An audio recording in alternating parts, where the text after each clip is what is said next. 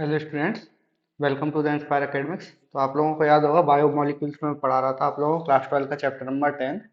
तो last class में मैंने करवा दिया था आप लोगों को विटामिन के बारे में। सारे विटामिन जैसे कि vitamin A, vitamin B1, B2, B6 and B12, vitamin C, vitamin D, vitamin E, vitamin K, इनके बारे में मैं सबको बता चुका था। तो इसकी कमी से क्या क्या डिसीजेज होंगे, क्या क्या इसके रिसोर्सेस होंगे, कहाँ से हम लोग इनको गेन कर सकते हैं। अब आज की क्लास में हम करने वाले हैं न्यूक्लिक एसिड्स, जो कि काफी इंपॉर्टेंट है, काफी फ्रीक्वेंटली आस्क्ड क्वेश्चंस हैं बोर्ड्स के एग्जाम में, सीबीएसई में और किसी भी स्टेट बोर्ड में भी काफी ज्यादा पूछा जाता है न्यूक्लिक एसिड्स के बारे में। कौन से न्यूक्लिक एसिड्स होते हैं और क्या वर्किंग होती है इसकी। तो सबसे पहले समझते हैं न्यूक्लिक एसिड के बारे में। ओके, तो न्यूक्लिक एसिड्स हैं क्या बेसिकली। तो न्यूक्लिक एसिड्स हैं हमारे पास, nucleic acids are long chain polymers of nucleotides. तो ये क्या है हमारे पास, न्यूक्लिक क्या है हमारे पास, nucleic acids are long chain polymers of nucleic acids.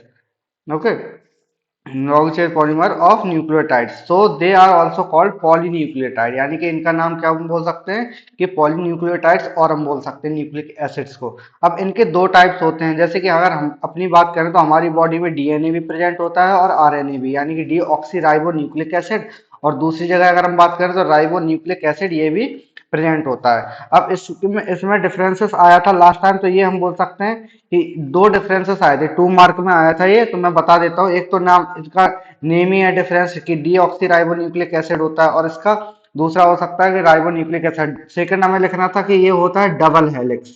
Okay, अगर हम इसकी बात करें तो इसमें होता है डबल हेलिक्स, और इसकी बात करें हम तो इसमें होता है single helix. Okay, single helix structure होते हैं, मतलब ये स्ट्रक्चर के नाम हैं इन दोनों के। तो ये हो गए हमारे पास। तो ये डिफरेंसेस में हम 2 पॉइंट्स हम लिख सकते हैं। तो ये आया था हमारे पास। अब इसके बाद हम देखते हैं कि इनके जो केमिकल कॉम्पोजिशंस होंगे, यानी कि किस किस चीज से मिलकर बना हुआ होता है न्यूक्लिक एसिड, या फिर हम बात करें डीऑक्सी राइबो न्यूक्लिक एसिड या राइबो न्यूक्लिक एसिड, ये किस चीज से मिलकर बने हुए होते हैं। तो सबसे पहले हम समझते हैं इसके बारे में।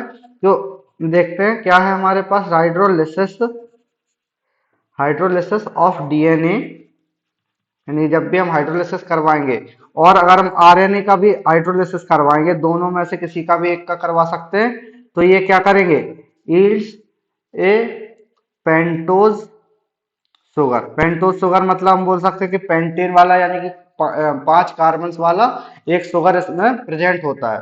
ओके, इसके अलावा क्या प्रेजेंट होता है, फॉस्फोरिक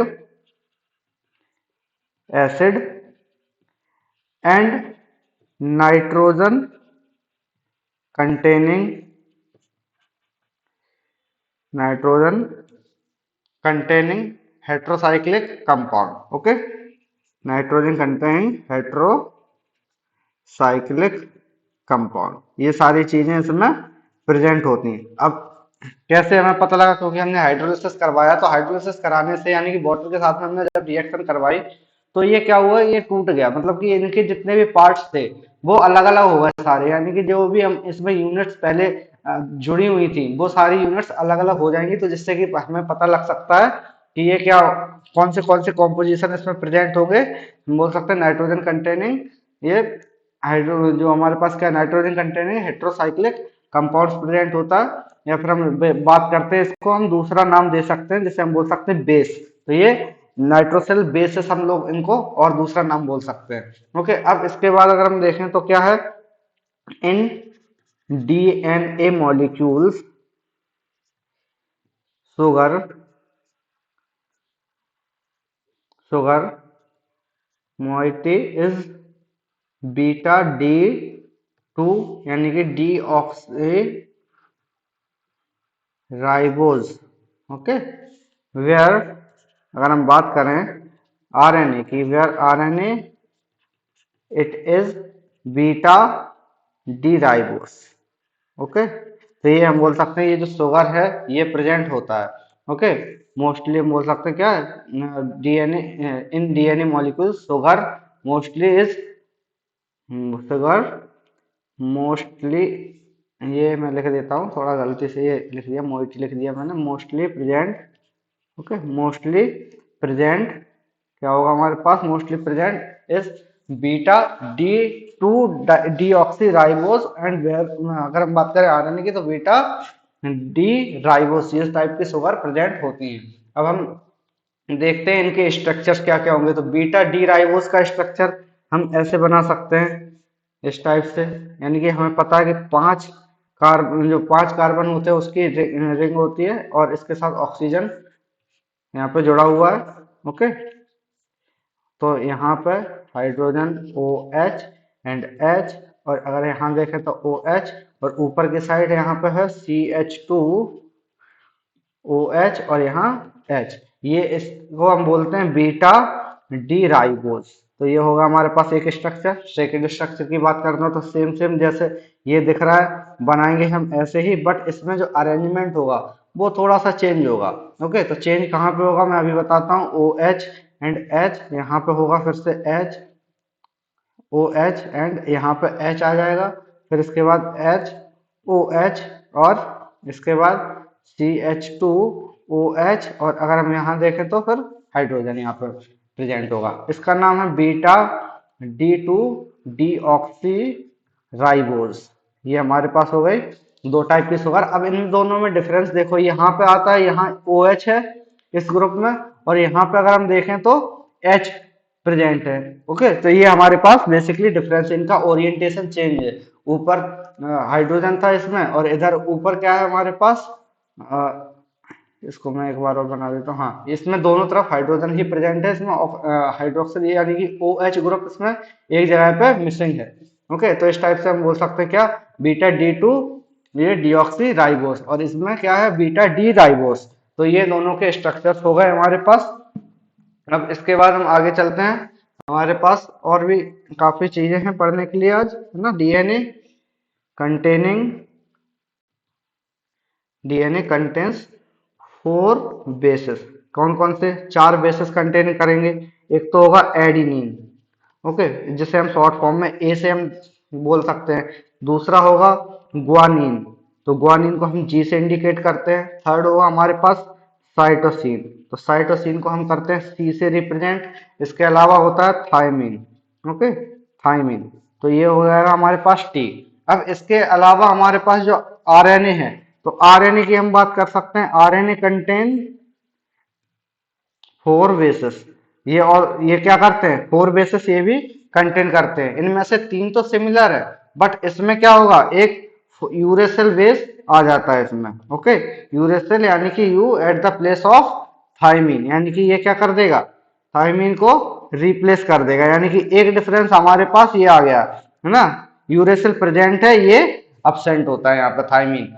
तो ये हमारे पास डिफरेंस आ गया कि डीएनए में क्या डिफरेंस है, डीएनए और आरएनए में क्या डिफरेंस है। तो डीएनए में हम बोल सकते हैं कि एडेनिन, गुआनिन, साइटोसिन या थाइमिन प्रेजेंट होता है। इसमें अगर हम बात करें आरएनए में, तो आरएनए में गुआनिन, एडेनिन, और हम बोल सकते हैं साइटोसिन, और उसके साथ साथ यूरेसिल बेस ये प्रेजेंट होता है। यानी कि हम बोल सकते हैं इनमें ये डिफरेंस एक और होता है। अब इसके बाद अगर हम बात करें नाइट्रोजन कंटेनिंग बेसिस की, तो इनके स्ट्रक्चर्स कैसे होंगे। ओके, स्ट्रक्चर कैसे होंगे, तो स्ट्रक्चर्स की अगर हम बात करें तो सबसे पहले देखते हैं एडिनिन का स्ट्रक्चर। तो एडिनिन का स्ट्रक्चर हमें कुछ ऐसा देखने को मिलता है, C double bond C. Okay, इधर आ जाएगा हमारे पास कार्बन, डबल बॉन्ड N, इधर CH, और यहाँ पे आ जाएगा नाइट्रोजन। तो ये डबल बॉन्ड और ये सिंगल बॉन्ड। ओके, और इस side nitrogen, double bond CH, और हमारे पास आ जाएगा यहाँ N, और ये C। यानी कि ये इस साइड हो गया हमारे पास कितना मेंबर का, 1 2 3 4 5 6, यानी 6 मेंबर रिंग। और इधर अगर हम देखें तो 1 2 3 4 मेंबर रिंग, और ये 6 मेंबर रिंग यहाँ पे प्रेजेंट होती है एडिनिन में। अब इसके बाद हम देखते हैं सेकंड क्या है हमारे पास, guanine.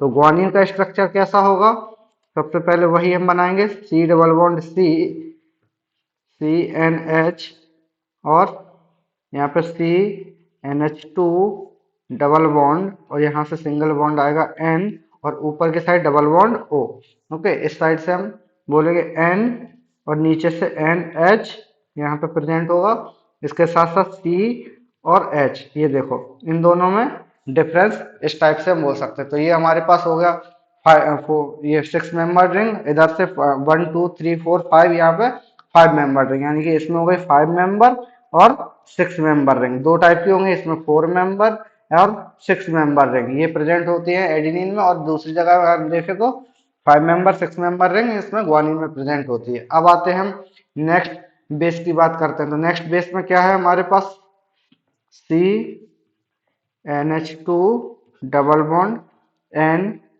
C double bond O NH, इसके बाद CH और यहाँ ये हमारे पास ऑलरेडी हमने बना लिया था, तो इसका नाम है हमारे पास साइटोसिन। तो साइटोसिन ये क्या है हमारे पास, सिंगल स्ट्रक्चर, मतलब सिंगल रिंग प्रेजेंट होती है इसके स्ट्रक्चर में। और हमने अभी दो देखे थे उनमें डबल रिंग प्रेजेंट थी, एक तो 4 मेंबर के साथ 6 मेंबर रिंग और एक 5 मेंबर के साथ 6 मेंबर रिंग। इसमें ओनली 6 मेंबर रिंग प्रेजेंट है, जिसमें से कि एक NH2 ग्रुप जुड़ा हुआ है और दूसरी तरफ हम देखें तो ऑक्सीजन जुड़ा हुआ है। ओके, अब हम देखते हैं सेकंड की बात करते हैं, आगे वाले जो कंपाउंड्स हैं या बेसिस की बात करते हैं। तो ये है हमारे पास NH C double bond O और ये है N और ये H, तो इसका नाम है हमारे पास थाइमीन। ओके, इसमें मैं डबल बॉन्ड बना देता हूँ कहाँ कहाँ प्रेजेंट है। एक तो ऊपर यहाँ ऑक्सीजन के साथ में, और यहाँ पे एक ग्रुप और प्रेजेंट होता है जिसे हम बोल रहे हैं CH3 यानी मिथाइल ग्रुप, जिसका नाम हो जाता है हमारे पास थाइमीन। ये एक और टाइप की शुगर हो गई जो कि हमारी DNA में प्रेजेंट होती है, हम बोल सकते हैं ओनली प्रेजेंट इन DNA। और अगर हम देखें यूरेसिल बेस जो कि RNA में प्रेजेंट होता है, थाइमीन को रिप्लेस करता है, तो उसका स्ट्रक्चर कैसा होगा, ये हम ऐसे बना सकते हैं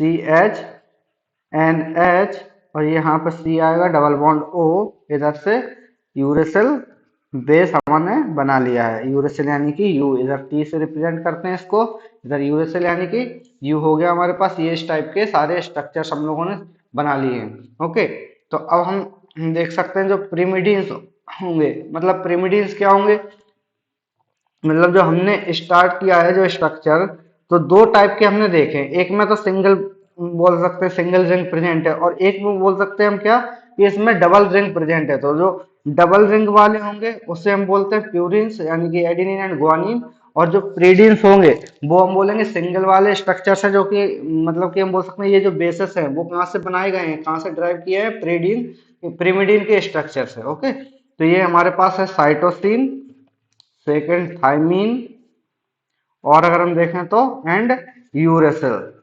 ओके, तो ये हमारे पास क्या है, पिरिमिडीन स्ट्रक्चर। और अगर हम देखें इसकी जगह पे प्यूरिन को, तो प्यूरिन में प्रेजेंट है हमारे पास एक तो एडिनिन और दूसरा अगर हम देखें तो गुआनिन, ये प्रेजेंट होते हैं हमारे पास। ये याद रखना कि कौन से में, मतलब किस वाले स्ट्रक्चर को हम क्या बोलेंगे। साइटोसिन थाइमिन और यूरेसिल जो होते हैं वो पेरिडीन होते हैं, और अगर हम इसको देखें एडिनिन ग्वानिन को तो प्यूरिन्स होते हैं। तो ये आ जाता है कभी कभी ऑब्जेक्टिव टाइप में।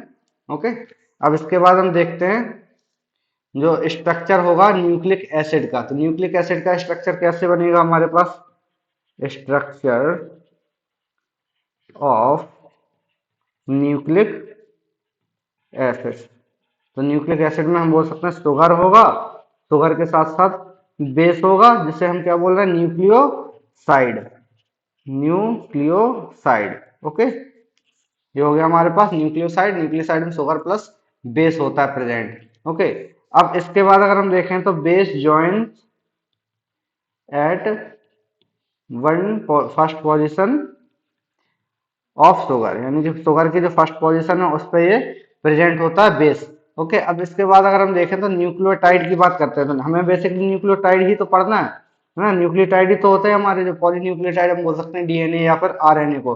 तो ये हम देखते हैं हमारे पास है प्रेजेंट, तो इसमें भी हमारे पास शुगर होगी प्रेजेंट प्लस बेस होगी। बेस के साथ साथ हम एक ग्रुप और ऐड कर देते हैं जिसे हम बोलते हैं फॉस्फेट ग्रुप। तो जब फॉस्फेट ग्रुप को हम इसमें ऐड कर देंगे, कौन सी पोजीशन पे हम बोल सकते हैं, fifth position of sugar. Okay, तो फिफ्थ पोजीशन पे ये प्रेजेंट है और फर्स्ट पोजीशन पे हम बोलेंगे बेस प्रेजेंट है। तो ये दोनों टाइप से ये जुड़ा हुआ होता है। तो इस टाइप से हमने क्या बना लिया, न्यूक्लियोटाइड का एक चेन बना लिया। है ना, एक चेन बोल सकते हैं, या फिर एक छोटा सा न्यूक्लियोटाइड का मॉलिक्यूल बना लिया। अब ऐसे ही बहुत सारे न्यूक्लियोटाइड्स मिलके क्या करते हैं, चेन बना लेते हैं, पॉलीमर बना लेते हैं, जैसे हम बोल सकते हैं एक तो आरएनए और दूसरा हम बोल सकते हैं क्या, डीएनए। ओके, अब अगर हम देखें इसको तो क्या स्ट्रक्चर बनेगा हमारे पास, स्ट्रक्चर हम बना के देखते हैं। तो ऑक्सीजन, ऑक्सीजन के साथ में यहाँ पे कार्बन। ओके, इधर से हमारे पास ये ऐसे स्ट्रक्चर था हमारे पास। तो यहाँ पे हमारे पास क्या होगा, बेस यहाँ पे जुड़ा हुआ होगा, यहाँ हाइड्रोजन, यहाँ H, यहाँ OH एंड H, OH, और अगर हम यहाँ देखें तो CH2OH और सॉरी CH2 के साथ यहाँ O होता है, OH हाइड्रोजन को रिप्लेस कर दिया इस जगह से, मतलब OH था उसकी जगह से हाइड्रोजन को रिप्लेस कर दिया, और हमारा जो फॉस्फेट ग्रुप है तो वो यहाँ पे अटैच हो गया है। तो फॉस्फेट ग्रुप यहाँ अटैच करके हमने दिखा दिया, इसके पास नेगेटिव चार्ज होता है। तो ये हमारा हो गया क्या, न्यूक्लियोटाइड। ओके, तो ये स्ट्रक्चर हो गया न्यूक्लियोटाइड का। ओके, अब इसके बाद हम देखते हैं क्या, न्यूक्लियोटाइड ज्वाइंट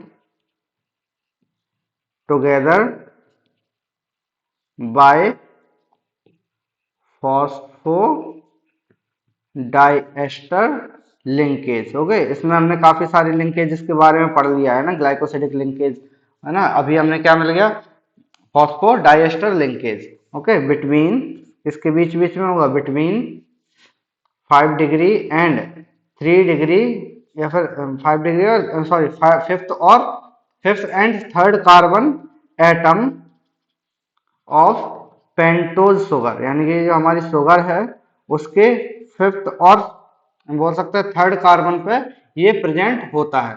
ओके, तो आज की क्लास को हम यहीं तक रखते हैं, नेक्स्ट क्लास में हम आगे भी पढ़ेंगे। तो मिलते हैं नेक्स्ट क्लास में।